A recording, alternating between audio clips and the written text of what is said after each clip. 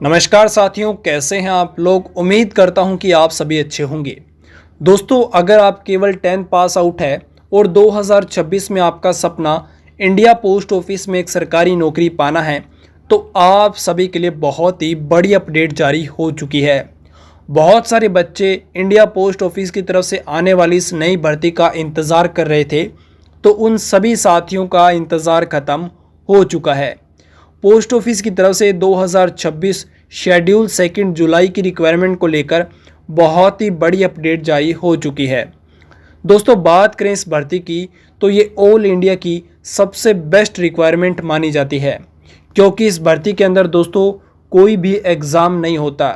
जी हाँ दोस्तों, कोई भी एग्ज़ाम नहीं होता, बिना एग्ज़ाम की आपकी सीधी भर्ती रहती है। ये ऑल इंडिया की जॉब है, महिला हो या पुरुष हो, सभी स्टूडेंट इस भर्ती में आवेदन कर सकते हैं।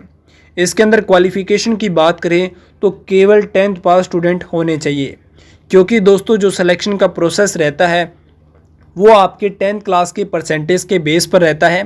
10th क्लास के जो परसेंटेज होते हैं उसी के बेस पर मेरिट लिस्टें निकाली जाती है। और इसमें दोस्तों खुशी की बात और भी है कि इसमें 1 या 2 नहीं बल्कि 6 से 7 मेरिट लिस्ट निकाली जाती है। अगर आपका सिलेक्शन फर्स्ट या सेकंड लिस्ट में नहीं होता तो आप आने वाली मेरिट लिस्टों का इंतज़ार ज़रूर करें।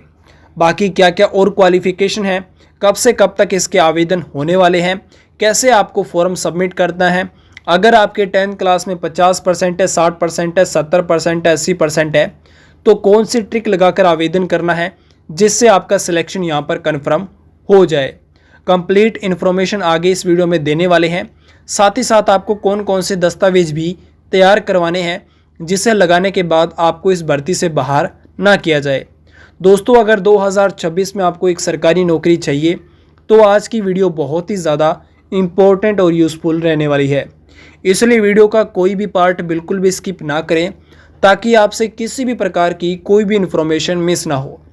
चैनल पर नए हैं तो वीडियो को एक लाइक कर दीजिए और चैनल को सब्सक्राइब करके बेल नोटिफिकेशन को ऑल पर प्रेस कर लीजिए, ताकि आगे इंडिया पोस्ट ऑफिस की तरफ से अगर कोई भी ऑफिशियली अपडेट आती है तो उसका नोटिफिकेशन आपको सबसे पहले मिल जाए। दोस्तों, नीचे डिस्क्रिप्शन में टेलीग्राम ग्रुप का लिंक है, उससे आप जाकर ज़रूर ज्वाइन कीजिएगा। साथियों, हम बात कर रहे हैं जीडीएस रिक्वायरमेंट शेड्यूल 2 जुलाई 2026 की अपडेट को लेकर। सबसे पहले देखिए यहाँ पर कि इस भर्ती को ऑर्गेनाइजेशन करने वाला कौन है। तो ये भर्ती है वो India post department of post ministry of communication government of India की तरफ से ये भर्ती ऑर्गेनाइजेशन की जाती है। दोस्तों, ये जो भर्ती है साल में 2 बार जारी होती है और इस भर्ती का जो प्रोसेस चलता है वो 6 महीने तक चलता है।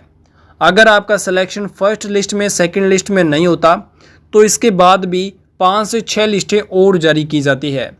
तो यहाँ पर देखिए दोस्तों, जो जनवरी में नोटिफिकेशन आउट होता है उसका प्रोसेस 30 जून तक चलता है, और जो जुलाई में नोटिफिकेशन आउट होता है उसका प्रोसेस आपका 31 दिसंबर तक चलता है। तो यहाँ पर जो इसकी मेरिट लिस्टें होंगी वो 31 दिसंबर तक जारी की जाएंगी।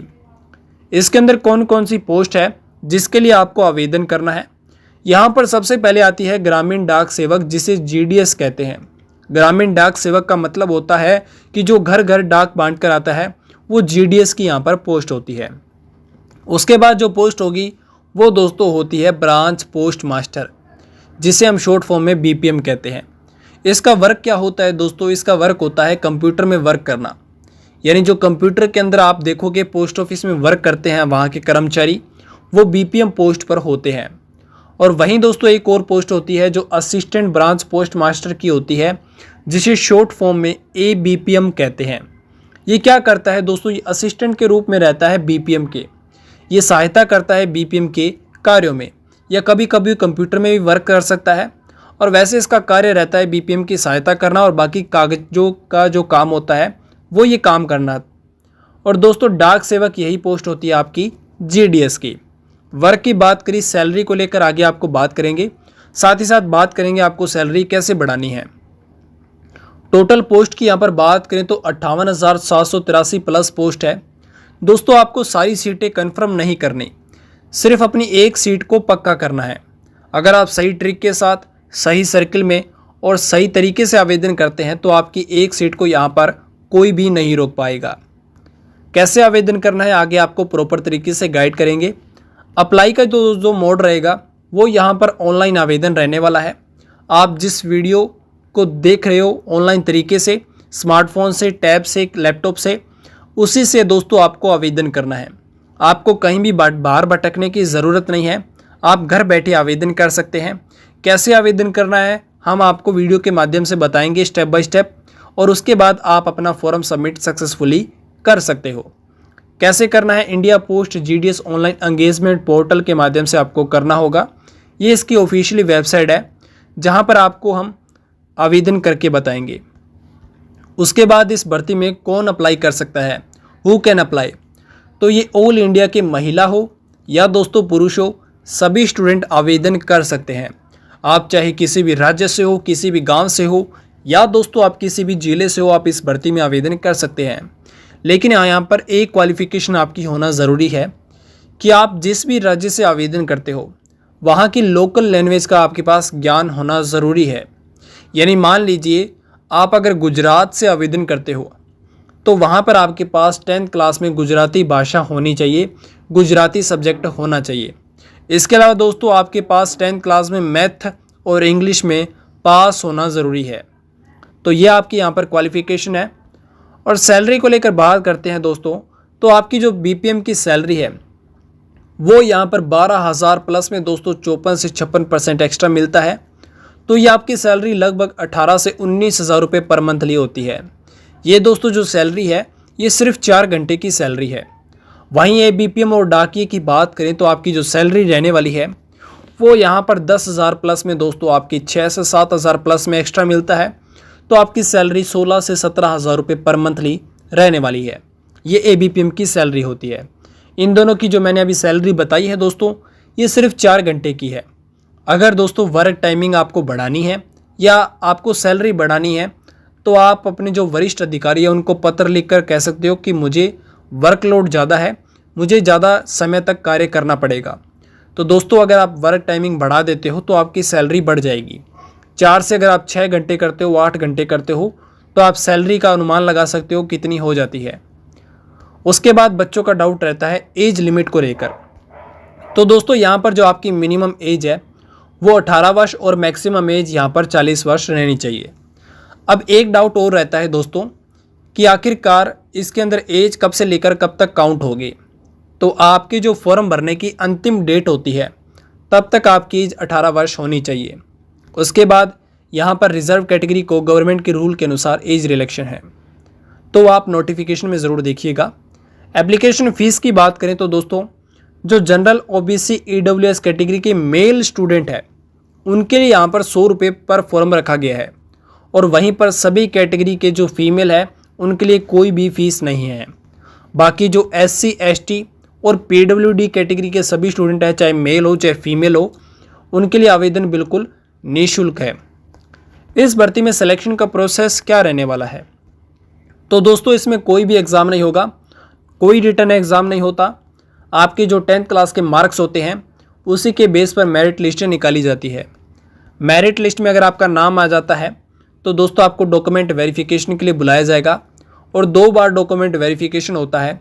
डॉक्यूमेंट वेरिफिकेशन होने के बाद आपके घर पर ज्वाइनिंग लेटर आ जाएगा। दोस्तों ये जो प्रोसेस रहता है आपके फॉर्म भरने से लेकर ज्वाइनिंग तक, ये केवल 60 से 70 दिनों का रहता है। अगर आपका फर्स्ट मेरिट लिस्ट में नाम आ जाता है, मान लीजिए आपने आवेदन किया और आपका फर्स्ट मेरिट लिस्ट में नाम आ गया, तो फॉर्म भरने से ज्वाइनिंग तक आपके 60 से 70 दिन में प्रोसेस रहेगा। 60 से 70 दिन बाद आपकी नौकरी लग जाएगी। उसके बाद यहाँ पर है एजुकेशन क्वालिफिकेशन। तो जैसा कि मैंने आपको पहले बताया, एजुकेशन क्वालिफिकेशन और आपकी जो क्वालिफिकेशन है वो 10th पास होनी चाहिए, और 10th क्लास में आपके पास मैथमेटिक्स और इंग्लिश में यहाँ पर आवश्यक होना पास है ज़रूरी। उसके बाद जो सबसे इम्पोर्टेंट बात आती है कि आखिरकार कौन कौन से आपको इम्पोर्टेंट कागज़ तैयार करवाने हैं। मैं आपको डॉक्यूमेंट बताने से पहले एक सूचना देना चाहता हूं। दोस्तों आपने कभी सोचा है कि इंडिया पोस्ट ऑफिस में 6 से 7 मेरिट लिस्ट क्यों आती है? ये वेटिंग लिस्टें होती हैं, ये क्यों जारी की जाती है? क्योंकि दोस्तों फर्स्ट लिस्ट में मान लीजिए अगर 50,000 बच्चे हैं, उनमें से सिर्फ 25,000 बच्चों का डॉक्यूमेंट वेरिफिकेशन सक्सेसफुली होता है। 25,000 बच्चे डॉक्यूमेंट वेरिफिकेशन में बाहर हो जाते हैं, क्योंकि उनके कागज़ अधूरे होते हैं या कागज़ में गलतियां होती है या कुछ उनके पास कागज़ होते ही नहीं है। बच्चे यहाँ पर बहुत बड़ी गलती करते हैं। मैं आपको कुछ कागज़ बताने वाला हूँ जो आपको देख लेने आपके पास है या तैयार है या नहीं है, या उनमें क्या गलती हैं। सबसे पहले देखिए 10th क्लास की आपके पास मार्कशीट होनी चाहिए। अब एक बात ध्यान रखिएगा दोस्तों, आपकी जो 10th क्लास की मार्कशीट या सर्टिफिकेट है उसमें जो आपका नेम है, मदर नेम है, फादर नेम है, वो दोस्तों आपके अदर डॉक्यूमेंट में बिल्कुल सेम होने चाहिए। साथ ही साथ आपकी date of birth other document में सेम होनी चाहिए, वरना आपको बाहर कर दिया जाएगा।